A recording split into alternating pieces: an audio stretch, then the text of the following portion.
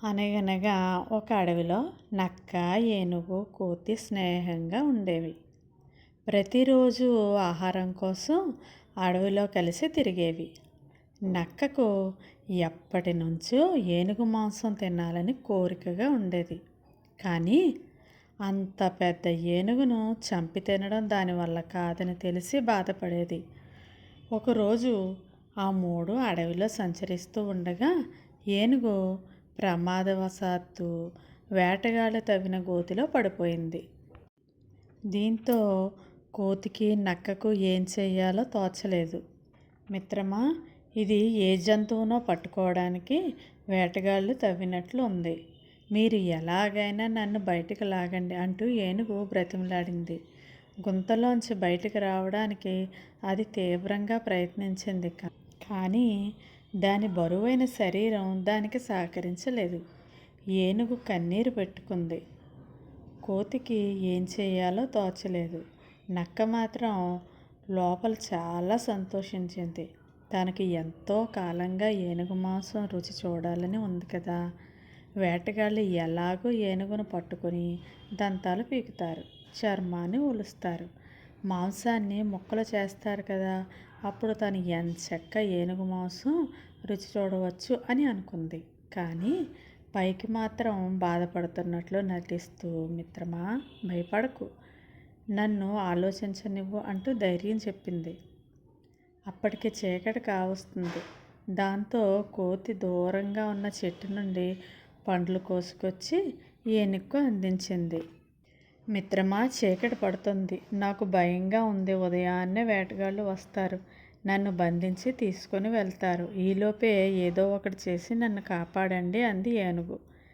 అలాగే, తప్పకుండా కాపాడతాం, నువ్వు మాత్రం ధైర్యంగా ఉండు అంటూ కోతి ఉపాయం ఆలోచించసాగింది. నక్క బావా, నువ్వు మన మిత్రుడిని కనిపెట్టుకుని ఉండు, నేను ఇప్పుడే వస్తాను అంటూ కోతి అక్కడి నుంచి వెళ్ళిపోయింది. కోతి వెళ్ళగానే నక్క పక్కనే ఉన్న చెట్టును ఆనుకొని విశ్రాంతి తీసుకుంటూ ఏనుగు మాంసం తింటున్నట్లు కళ్ళ కనసాగింది. ఇంతలో తెల్లవారిపోయింది. ఒక పెద్ద వాహనం తీసుకొని వేటగాళ్ళు వచ్చారు. గుంతలో ఏదో జంతువు పడినట్లు దూరం నుండే గ్రహించారు. వేటగాళ్ళ రాకను గమనించిన నక్క దూరంగా పొదల్లోకి వెళ్ళి దాక్కుంది. ఎప్పుడెప్పుడు ఏనుగును చంపుతారా, మాంసం తిందామా అంటూ ఆరాటపడసాగింది.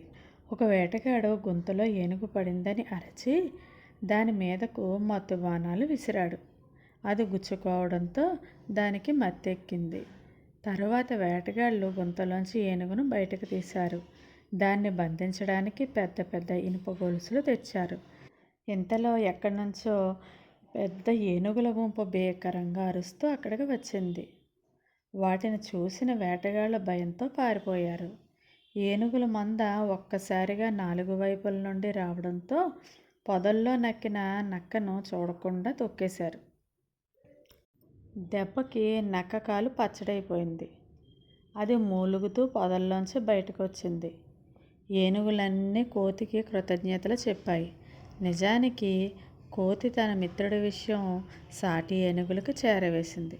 వేటగాళ్ళు గుంతల్లోంచి తీయగానే ఒక్కసారిగా వారి మీద దాడి చేయమని, అప్పటి వరకు దూరంగా గమనిస్తూ కనపడకుండా దాగి ఉండమని సూచించింది. మొత్తానికి కోతి ఉపాయం ఫలించింది. జిత్తులు మారి నక్క తన కోరిక తీరకపోగా తను చేసిన తప్పుడు ఆలోచనకు శిక్షగా పచ్చడైన తన కాలిని చూసుకుంటూ బాధపడింది.